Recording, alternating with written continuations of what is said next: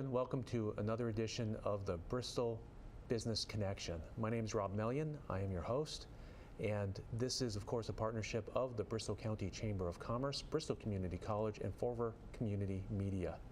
So every month we bring to you a little bit of Bristol County and what it's all about on the business side, and this month is no exception. So today's show is going to be an interesting one because we're going to focus in on the nonprofit sector. And I say this because I think that a lot of people underestimate the value of the nonprofit sector and what it does, not just in Bristol County, but Massachusetts and across the country. So to give you some idea about this, I have some statistics for you. Now, according to the Bureau of Labor Statistics, the nonprofit sector actually employs about 11.4 million people nationwide. And of that, 10%, of that, it makes up about 10% of the population. But what I find really interesting is that nonprofits interject into the economy about $700 million annually. So it's a good consideration. It's a good portion of our national economy. So with that, we have a lot of nonprofit activity here in Massachusetts and in Fall River. And there's a rationale to this. There's a reason why this all happened. And I think it actually goes in line with our guest's mission. And our guest today is going to be a couple of representatives from the Justice Resource Institute. And we're going to talk about their mission and how it actually helped fill a necessary gap in society. And that gap started taking place in the 1970s going into the 1980s, and the gap has grown as we have found that government receded. And I really question what we would be doing but for organizations such as JRI. So with that, I would like to introduce our guests today. We have with us the Senior Vice President, Kari Beserra of JRI, and we also have with us the Vice President for Development at JRI, Kim Thomas. So thank you both for being on the Business Connection. Thank you for having us. We're so excited to be here. So let's start out with, who is JRI? JRI, as you said, is a nonprofit agency across Massachusetts and in Connecticut and Rhode Island as well. But we have a very large presence here in Bristol County and specifically in Fall River. And we are an agency who is dedicated to serving people who need opportunity to find their long-term success. So we're an agency committed to social justice, and we do that by partnering with our local communities, our local cities, state agencies to be able to find the resources to help people move forward to get what they need so they can be successful. Now, a little bit of history here. So how did JRI start? Because I think it has a great story. It does have a great story, and it actually goes back to what you were saying earlier around the change in government and the change in funding. And from the very beginning, our mission has been about partnering with government. I'm going to jump in here very quickly, Kari, because what I've noticed, or what I saw back when I first started working with JRI years and years ago, is that you were there from the beginning. Your organization was there from the beginning. 1973. Yes. Mm-hmm. That's what I find to be really interesting. And then, my side of it is that I was connected through people who work with JRI, particularly government officials. And there's that Kennedy connection and a number of other connections that have been part of your mission all along. Absolutely. So that's why I think it's good for us to hear about that history of the mission. And really what we have set ourselves up to do is to be responsive to need, so that when the government, the people that we're connected to in government say to us, we are really struggling with this group of people or this struggle that's happening out there, we will find the resources and provide services for those people so they can find success through partnership with government, cities, places like that. And it started, our work in Fall River really started with just that, is that there were individuals who were no longer going to be held in mental state in the state hospitals, and we were moving towards community integration, which is so amazing, but we needed the resources to be able to do that, which is where we stepped in and said, let us think that through, and we opened residential schools so that these children could live in the community, but with strong wraparounds and clinical supports to help heal their brain so they could have success while living in their local communities. It's interesting. So how do you fulfill that mission? What do you do?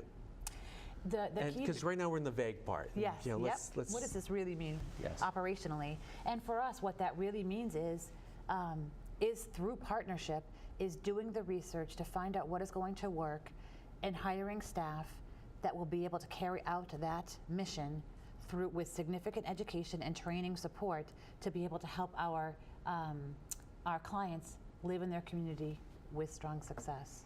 And to Kari's point too, Rob, we have over 100 diverse programs across 3 states, and we have over 3,000 staff that do amazing work helping clients day in and day out in so many different capacities and programs. So how do you differentiate JRI from some of the other nonprofit organizations out there that are working with populations dealing with unjust situations? And there are so many amazing agencies out there, and I think for me, one of the things that helps JRI do what we do and do it so well is our commitment to being cutting edge and to doing it the best that we can do. The Trauma Center is a part of JRI, which is a world-renowned center that is doing research to find cutting-edge practices to help people struggling with trauma. And they're doing the research and the training and gathering the evidence to prove that it works so that we can then bring it to our staff and spend the time to train them to bring those cutting-edge resources right to the people that we're serving. I think that's actually very interesting because obviously I've seen the location here in Fall River, and I've made the comment to some area elected officials and to some area business people that when you step foot into the JRI local headquarters here, it's literally you're walking into the 21st century. I mean, it is impressive. And that's what you're using every day in connecting with the people that you're serving. And that is Very actually, impressive. it's one of our core values is taking care of our clients and having them live in places that represent where they should be living and where they do live. So even our schools and our residential programs have the same look because we put a lot of resources into that to make sure that they are well cared for, that they have places that feel like home, especially for places where we're serving our children. We want them to be home. So specifically, who is the client? Like Jim said, we have a very wide who's the range. population? Yeah, exactly. The population is quite extensive across a very wide continuum, from birth all the way through end of life. It's all about connecting through that core mission of social justice. So some of the examples of who we serve are we serve children and their families who have struggled with significant trauma over the course of their life to provide them clinical supports that will help heal their brains and help heal their families. We're serving adults with developmental disabilities. We're providing foster homes for children in need of a place to be safe and to live successfully. We provide educational advocacy for families to be able to stay in their local homes. We are serving adults with and children who in LGBTQ+ population who are just looking for a place to be safe and to move forward and have long-term success.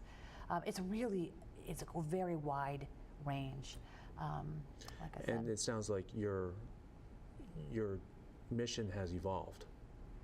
I get that impression too. And I think that really is because of our core mission, which is to serve people looking for, they need social justice to move forward, to find opportunity in partnership with government. So there are always new places that social justice needs to be fought for and carried out. And so we always want to be at that table looking for resources to help figure that out. So I've asked this question of a number of nonprofits that we've interviewed in the past. What happens to the people that you serve if you don't exist? And I think it's good for people to hear this.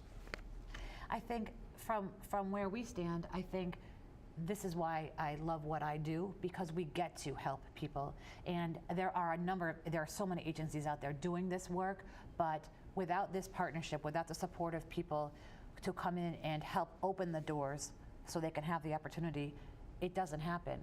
the families can't do this alone, clients can't do this alone without a team of people, without a network to be able to help them. And the resources that we bring, whether it's because we have the cutting edge research around what's going to heal the brain, whether we have just connections or whatever it might be, we're going to wrap around a family so that they're not alone in this fight. Kari, I'm listening to you and I'm thinking to myself, how true.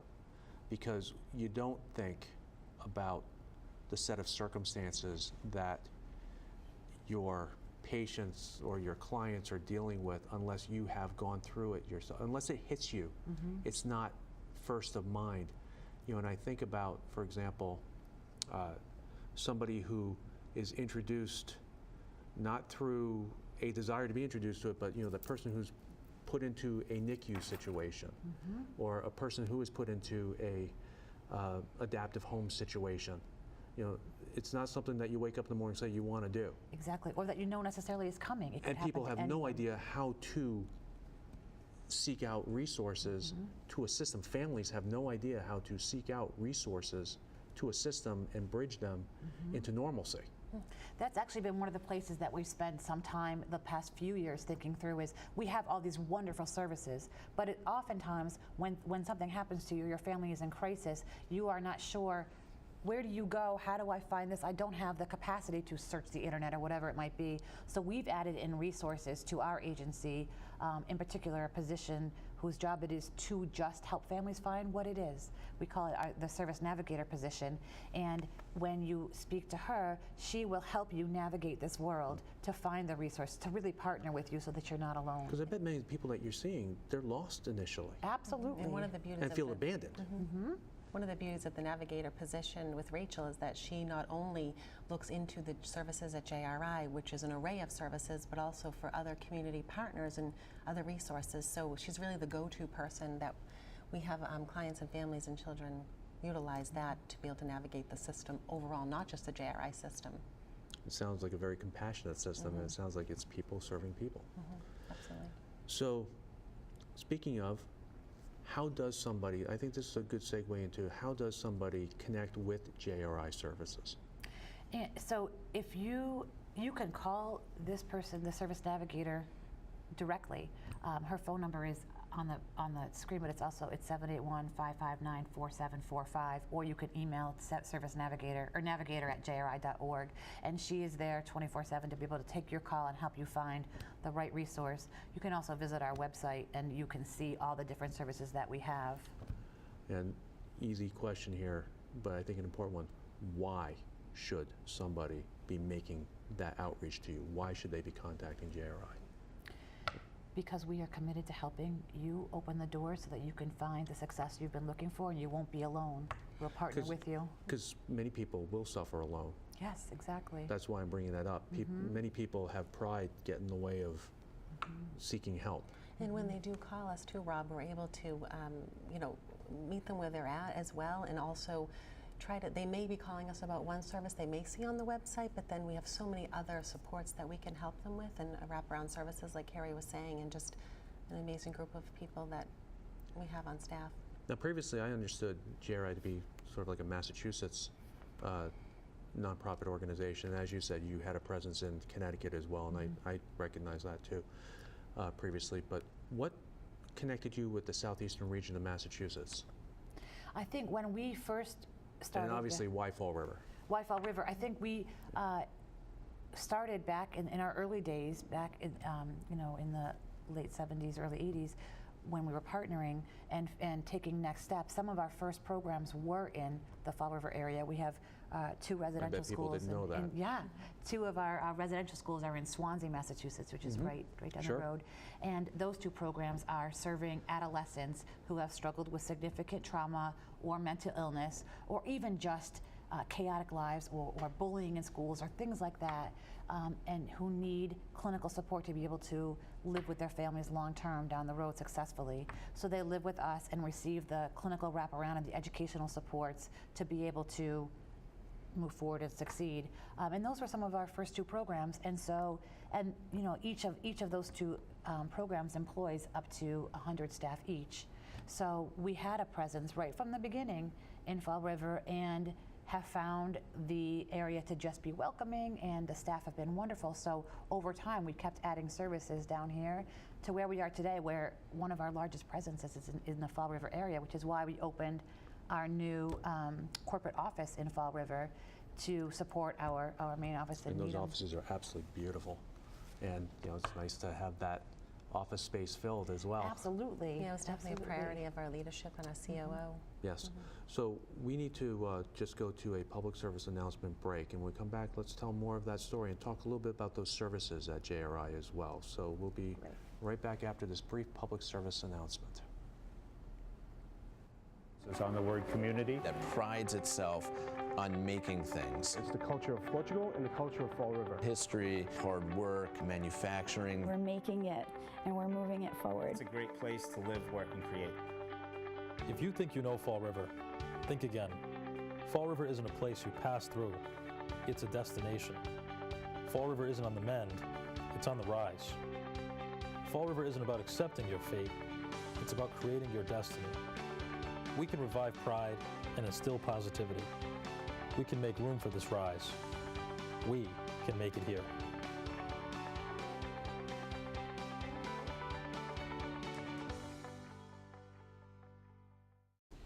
So welcome back to the Bristol Business Connection, and we're talking with Kari Beserra and with Kim Thomas from JRI.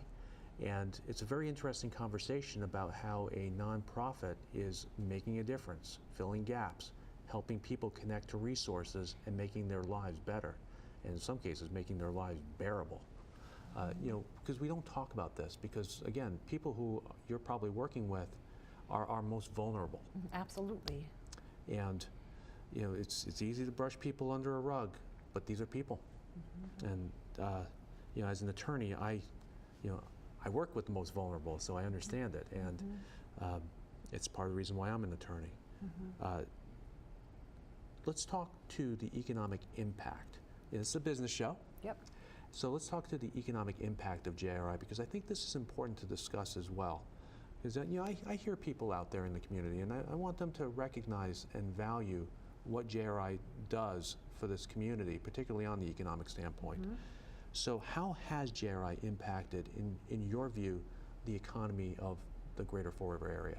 Well, we used to be on North Main Street with a small office with maybe 5 employees, and now we brought over 50 employees at our larger corporate office on South Main Street, and utilizing all the services downtown with the restaurants. We have a lot of our folks that spend money in the economy in the Fall River area, and bringing folks from our other programs that are coming for trainings and really bringing them downtown.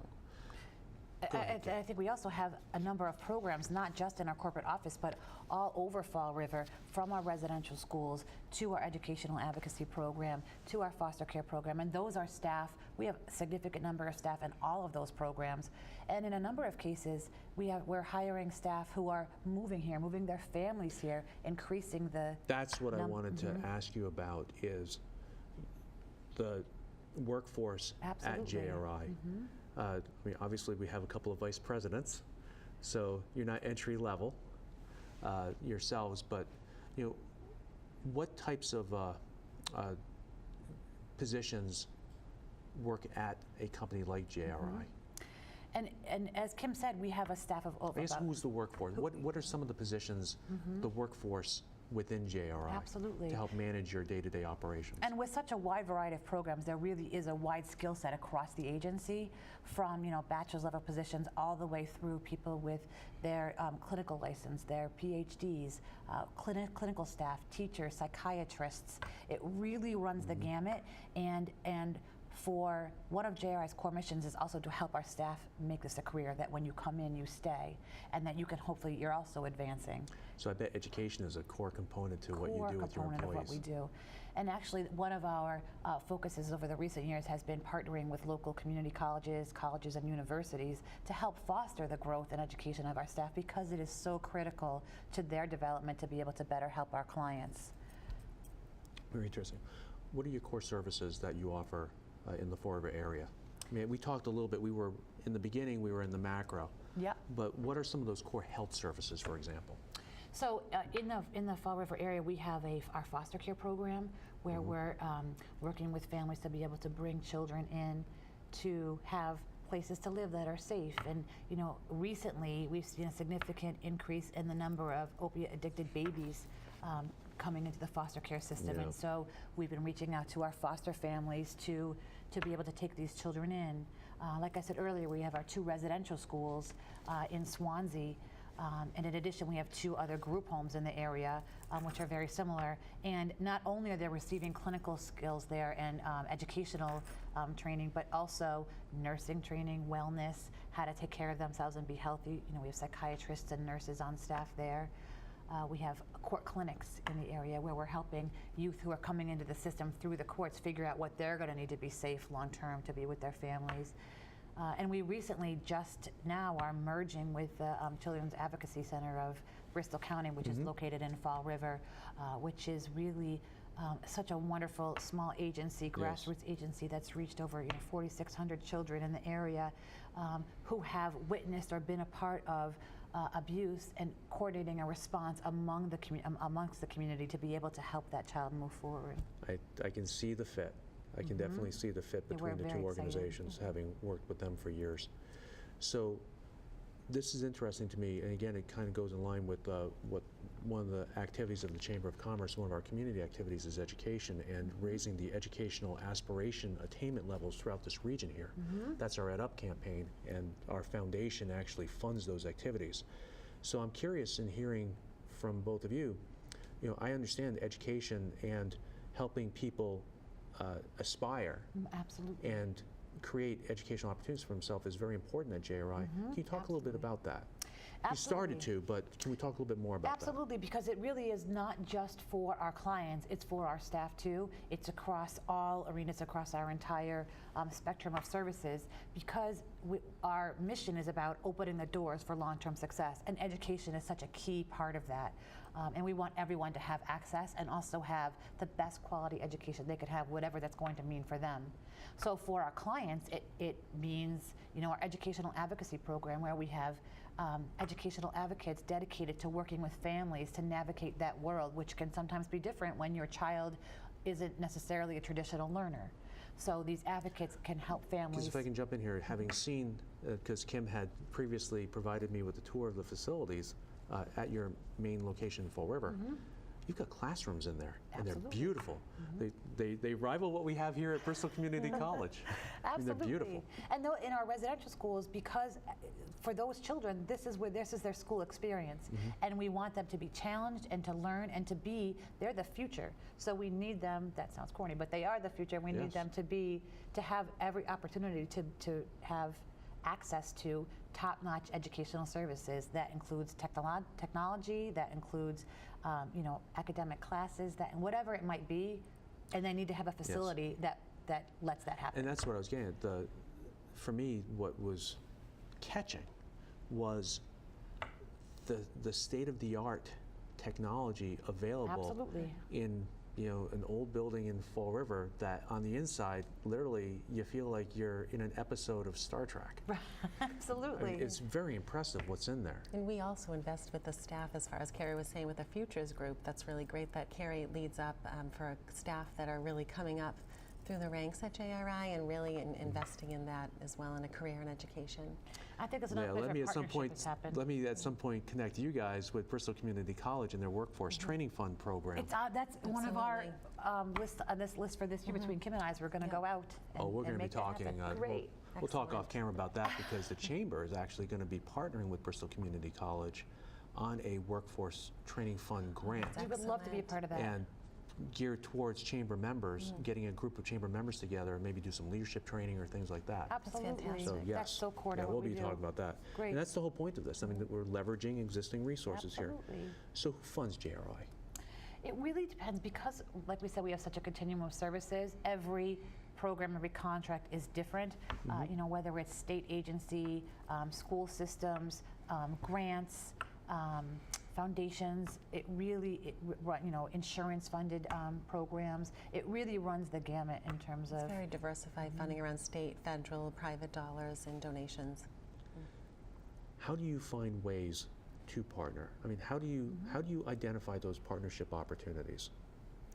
by building relationships and finding out who is in the local So you're community. not disengaged. You're not sitting there taking your leadership cues from Boston. No. You're here integrated in the community. That's where our best what I was relationships trying to get to. are in the local communities, not anything big. And it's not us waiting for the phone call to come to us. We want to be out there looking for where can we partner, where can we find people who need our help, and who do we partner with to make that happen. And to say to come to the local communities and say, where can we play a role in this? Here's what we do. Is there any role for us to partner with you to help carry our mission out further? And what can we do for you too? And Rob, that's why I called out to you for the first time when we were years ago at the chamber. We were really excited to meet with you and talk about other resources and education and also corporations and other ways to get the visibility for JRI. But really the main crux of it all is to get the services and the word out about the work that we do.